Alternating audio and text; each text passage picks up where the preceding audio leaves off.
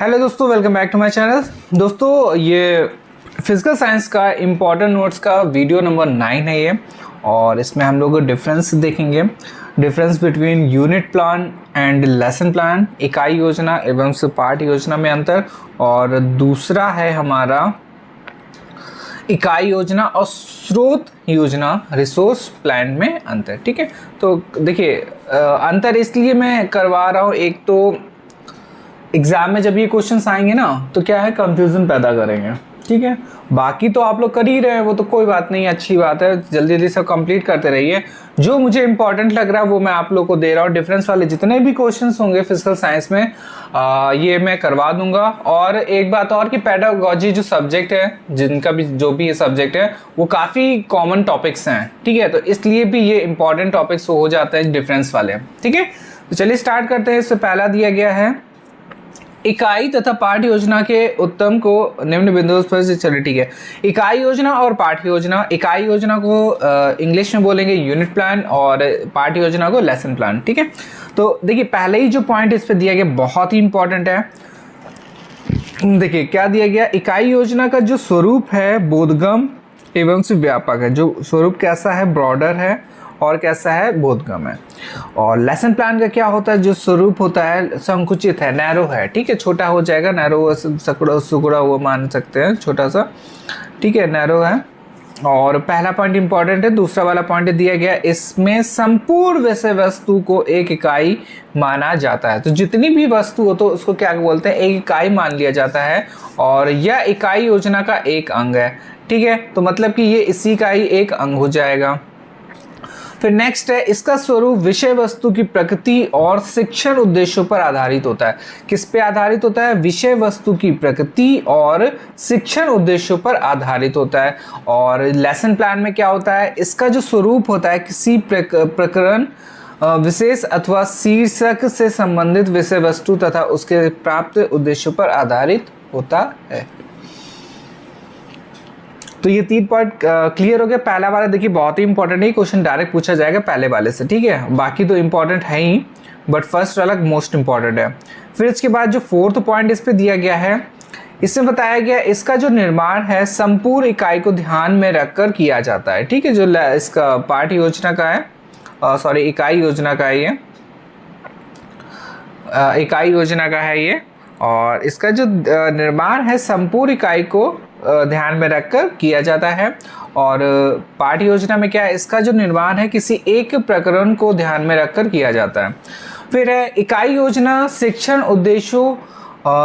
उद्देश्यों रुचियों तथा आवश्यकताओं पर आधारित होती है। जो इकाई योजना होती है किस पे आधारित होती है, उद्देश्यों रुचियों और आवश्यकताओं पर। बट जो पाठ योजना होती है इसमें क्या है, उद्देश्यों रुचियों और आवश्यकताओं तीनों का ही ध्यान रखा जाता है। ठीक है, तो तीनों का ध्यान किस पे रखा जाएगा, तो पाठ योजना में हो जाएगा।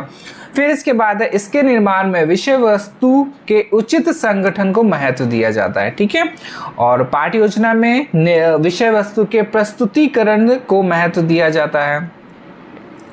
और लास्ट पॉइंट इसका दिया गया, इकाई योजना मूल्यांकन के लिए आधार प्रस्तुत करती है। ठीक है, तो इकाई योजना किसके लिए आधार प्रस्तुत करती है, मूल्यांकन के लिए।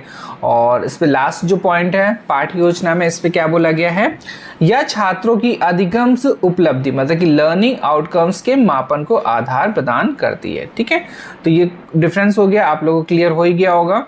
फिर है नेक्स्ट वाला डिफरेंस, इकाई योजना और स्रोत योजना। ठीक है, तो इकाई योजना और स्रोत योजना में देखेंगे अंतर क्या है। अब देखिए इकाई योजना ऊपर क्या थी, ब्रॉडर थी, बट इस पे क्या हो जाएगी, संकुचित हो जाएगी, नैरो हो जाएगी, और यह विस्तृत वाइडर हो जाएगी। जो स्रोत योजना है वो वाइडर हो जाएगी।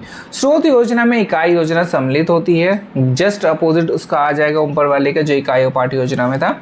और इसके द्वारा छात्रों को कम अधिगम से अनुभव प्राप्त होता है, और संसाधन से अधिक होने के कारण छात्रों को अधिक अधिगम अनुभव प्राप्त होता है।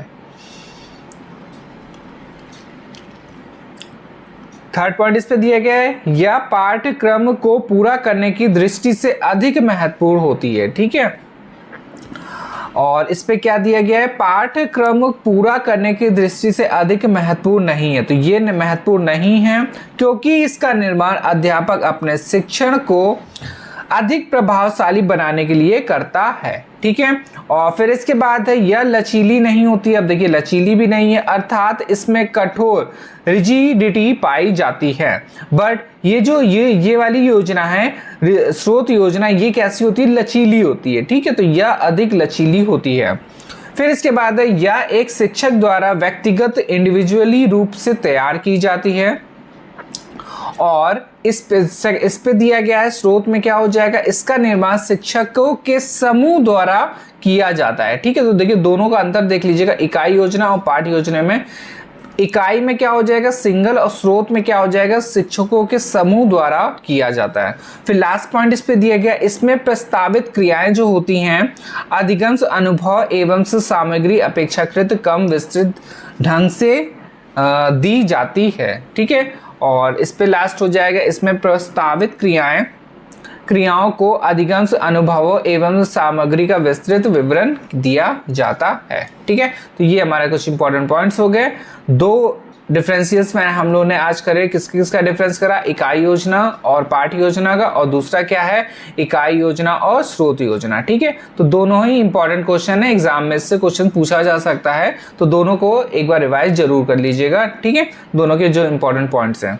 ठीक, अगले वीडियो में जो हम लोग मिलेंगे तो काफ़ी और इम्पॉर्टेंट क्वेश्चंस को अभी मैं देख रहा हूँ, जो भी इम्पॉर्टेंट लग रहा है वो मैं आप लोगों को प्रोवाइड कर रहा हूँ। ठीक है, तो मुझे 3 अभी इस पे इम्पॉर्टेंट लगा कि कंप्यूटर के भी काफ़ी क्वेश्चंस इस पे आ सकते हैं, टॉपिक था ही, तो मैंने कंप्यूटर का बना लिया, 2 वीडियोज़ के कंप्यूटर के हो गए।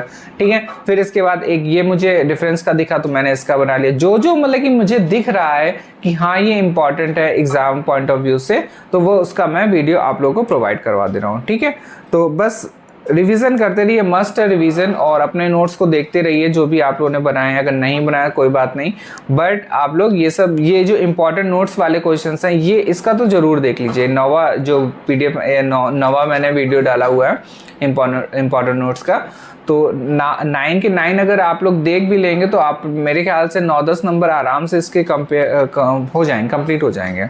9-10 हाँ आराम से हो जाने चाहिए।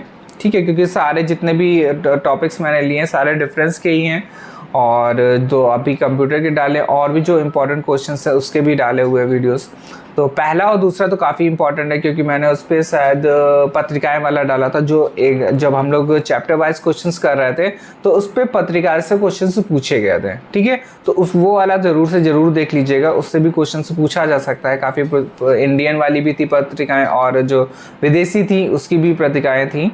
ठीक है, तो वो सब देखते रहिए, और जो छोटे छोटे इंपॉर्टेंट टॉपिक्स है, जैसे कि अभी आप लोगों ने चैप्टर वाइज जो कंप्लीट करे थे MCQs, तो उसमें काफ़ी क्वेश्चंस आप लोगों को मिल रहे थे। तो अब वही जो क्वेश्चंस मिल रहे थे, जहाँ रिपीटेड क्वेश्चंस हो रहे थे, तो उनका आप लोग रिवीजन करिए, और वो वाले टॉपिक उठा के आप लोग बुक से देखिए या इजी नोट जो भी आप लोग के पास बुक्स हैं उससे आप लोग एक बार उसका टॉपिक क्लियर कर लें। ठीक है, बाकी जो छोटे मोटे क्वेश्चन है वो वीडियो से कंप्लीट हो ही जाएंगे। तो चलिए नेक्स्ट वीडियो में मिलेंगे, धन्यवाद।